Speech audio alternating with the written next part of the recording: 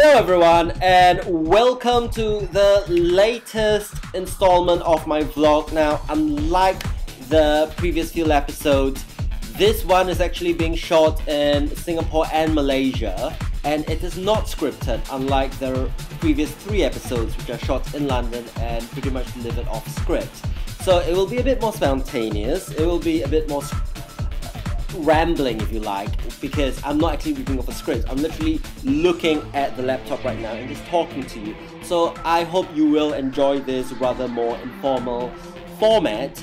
And obviously what has been in the headlines in Singapore and Malaysia recently has been about the sex blogger Alvin Tan and his girlfriend Vivian, who have been arrested over the whole Bak Kut Teh joke incident. And obviously I'm very upset about it, and I did do a series of short pieces whilst I was in KL and Malacca talking about some of my feelings about the incident. And whilst my feelings were a little bit raw then about, because I turned up in KL expecting to meet my friend Alvin, whom I've been corresponding with for a while, and suddenly I just get to the hotel and pick up the newspaper, and he is headline news in 3 languages, in English, Bahasa Melayu, and in the Chinese papers.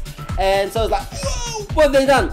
And what really just irks me is that he said something crazily stupid. It's just, I'm lost for words, Alvin, with regards to how badly misjudged that Bak Kut Teh joke was. Joke, in inverted commas. But people say really stupid shit on Facebook all the time. If you just log on to Facebook, and I like to think that I've got a slightly better class of friends on Facebook than most people, given how I'm quite fussy and discerning when it comes to my friends, and you'll be amazed at the amount of stupid crap they come up with on Facebook. And likewise with Alvin, he said something stupid on Facebook. So to be arrested and thrown in jail like a criminal and denied bail, I don't know, it just shocks me. But then again, I have actually compiled some of my thoughts. It's obviously too big an issue for me to cover in this format in my vlog, so what I will be doing when I do settle down, I will be writing a longer blog piece to talk about some of the issues involved and how I feel about both sides of the argument.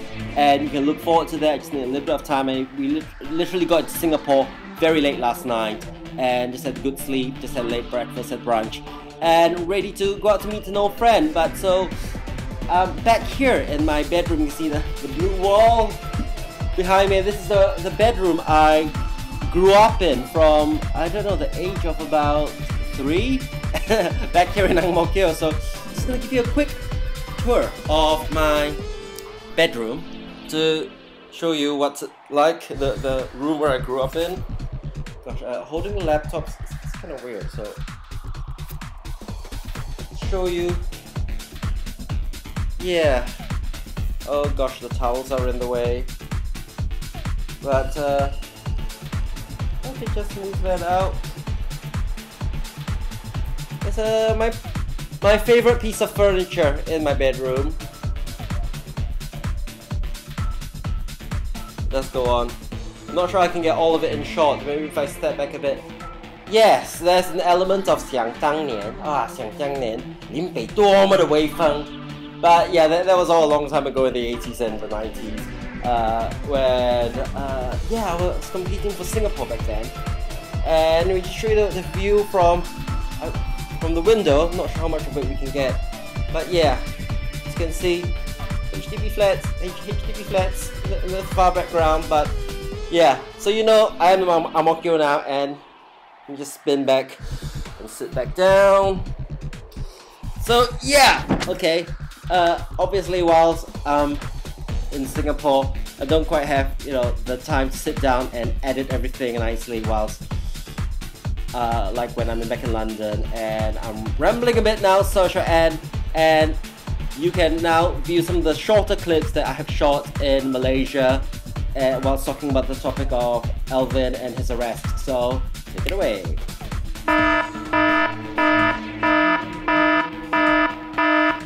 I thought that the whole Bak Kut Teh thing was a stop in the teacup, and that the whole thing was blown out of proportion.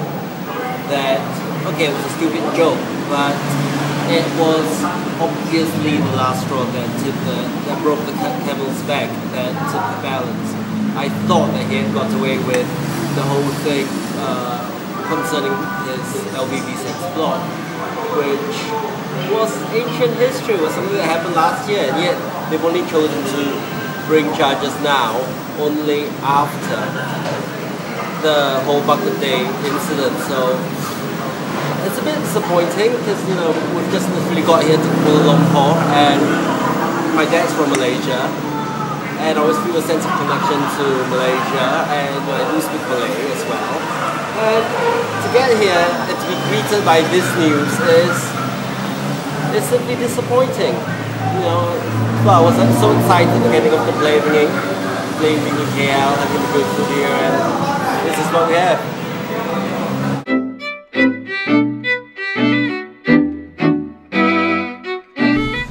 Well, we just found a sign that I wanted to share with you guys here, still on the topic of crime and punishment in Malaysia, for smoking in central Malacca. Because you can see fine up to 10,000 ringgit or 2 years imprisonment.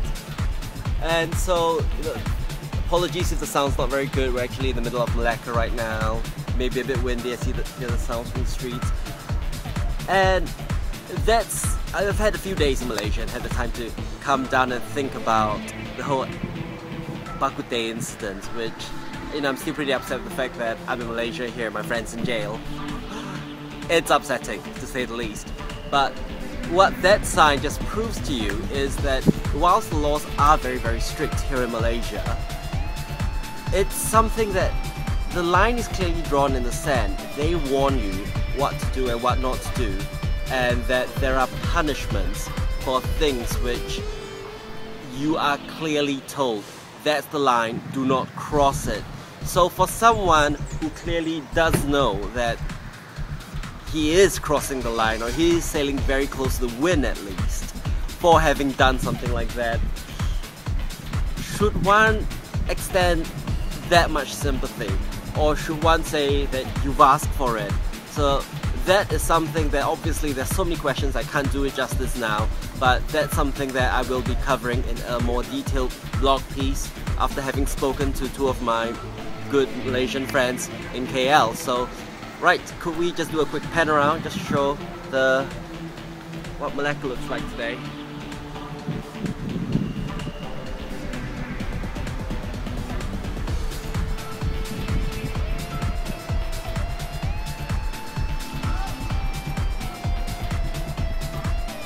Walk down, we could actually get a few steps. We walk down a few steps to get that wood building.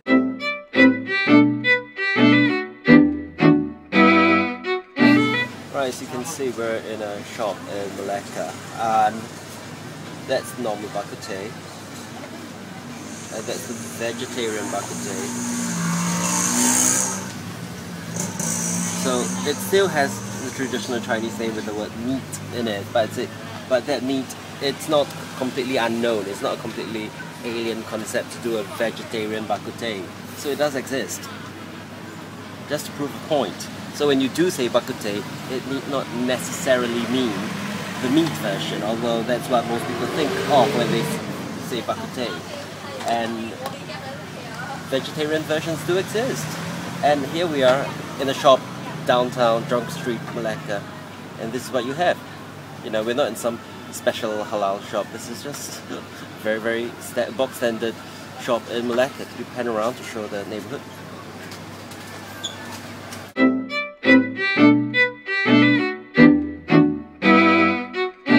Okay, so that's it for now. I apologize if I've been rambling a little bit, but you might actually enjoy this more. I'm being very spontaneous. I'm not reading off a script. I'm not using an autocue. I'm just talking as if, you know, I'm like, hey, talking to an old friend. I'm just meeting here.